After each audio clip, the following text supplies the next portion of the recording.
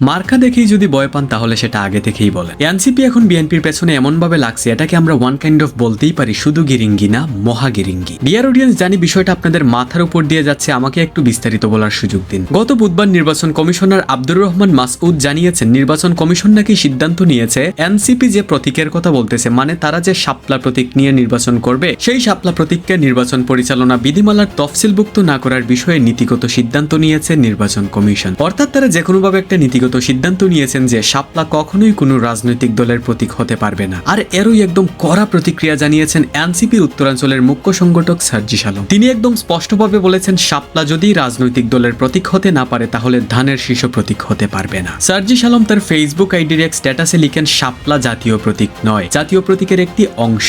একইভাবে ধানের শীষ, পাটপাতা ও তারকারাও জাতীয় প্রতীকের অংশ। শাপলা যদি রাজনৈতিক দলের প্রতীক না হতে পারে তাহলে ধানের শীষ প্রতীক হতে পারবে না। আর যদি জাতীয় প্রতীকের যে কোনো একটি অংশ রাজনৈতিক দলের প্রতীক হতে পারে তাহলে শাপলাও হতে পারবে। জাতীয় ফুল হিসাবে শাপলার প্রতীক হতে আইনগত কোনো বাধা নেই, কারণ জাতীয় ফল কাঁঠাল অলরেডি মার্কা হিসাবে আছে। আর যদি মার্কা দেখেই ভয় পান তাহলে সেটা আগে থেকেই বলেন। ডিয়ার অডিয়েন্স, চিন্তা করতে পারতেছেন শেষের লাইনটা কতটা মারাত্মক একটা লাইন। যদি মার্কা দেখেই ভয় পান তাহলে সেটা আগে থেকেই বলেন। তার মানে তিনি কাদেরকে খুঁচা মেরে কথাটা বলেছেন আশা করি আপনারা বুঝতেই পেরেছেন। তাছাড়া এনসিপি একদম স্পষ্টভাবে ডাইরেক্ট বলেছে, তারা যদি শাপলা প্রতীক না পায় তাহলে তারা বিএনপিকে ও ধানের শীষ প্রতীক পেতে দিবে না। সো এটা যদি গিরিঙ্গি না হয় তাহলে গিরিঙ্গি হবে কোনটা? So dear audience, NCP versus বিএনপির এই কনসেপ্টটা নিয়ে আপনার যদি কিছু বলার থাকে আপনার মতামত অবশ্যই কমেন্ট করে জানাবেন। And please guys subscribe to our channel.